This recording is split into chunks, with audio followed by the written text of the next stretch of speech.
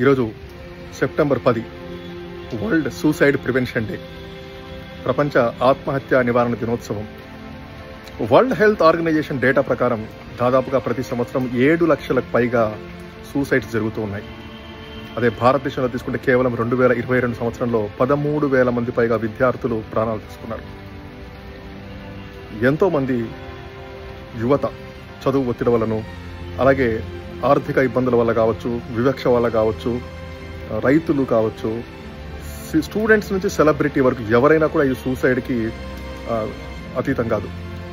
ముఖ్యంగా యువత 15 నుంచి 29 సంవత్సరాల యువత భారతదేశంలో ఎక్కువగా సూసైడ్ చేసుకోవడం జరుగుతుంది. సో మానసిక బలహీనతలు ఉన్నప్పుడు ఈ సూసైడ్ చేసుకుని, అంటే డిప్రెషన్ ఉన్న వాళ్ళు ఎక్కువగా సూసైడ్ చేసుకునే టెండెన్సీ ఉంటుంది. కాబట్టి అలాంటి వారిని గుర్తించి సరైన సమయంలో వారికి బాసటనివ్వడం చాలా చాలా ముఖ్యం. ఎవరైతే ఒంటరిగా ఉంటున్నారో, ఎక్కువగా ఎవరిని కలవకుండా డిప్రెస్డ్గా ఉంటున్నారో అలాంటి వారికి వారితో మాట్లాడడం, ఒకసారి పూర్తిగా యాక్టివ్గా లిజనింగ్ అనేది చాలా చాలా ఇంపార్టెంట్.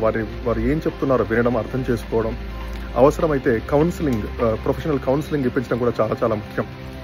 సో మన చుట్టూ ఉన్న వాళ్ళ ఎందరో కూడా ఇలాంటి ఇబ్బందుల్లో ఉండుండొచ్చు. సో వారికి మనం చేయూతనిద్దాం, అవగాహన కల్పిద్దాం. ఎన్నో హెల్ప్ లైన్ నెంబర్స్ భారతదేశంలో కావచ్చు, ప్రపంచవ్యాప్తంగా కావచ్చు హెల్ప్ లైన్ నెంబర్స్ ఉంటాయి. సో మనం కాల్ చేస్తే మన వివరాలు కూడా గోప్యంగా ఉంచబడతాయి. కాబట్టి ఈ వివరాలని వారికి అందజేసి వారికి చేయూతనివ్వడం చాలా చాలా ముఖ్యం. సో ప్రతి ప్రాణం కూడా విలువైనదే. కాబట్టి మనం వారిని ఏదో రకంగా హెల్ప్ చేయడం చాలా చాలా ముఖ్యం. ముఖ్యంగా నేను స్టూడెంట్స్ని అడిగినప్పుడు 20-25% నేను ఒంటరిగా ఫీల్ అవుతున్నానని చెప్తూ ఉంటారు. అంటే ఈ సమస్య ఎంత ప్రధానమైందో కూడా మనం అర్థం చేసుకోవచ్చు.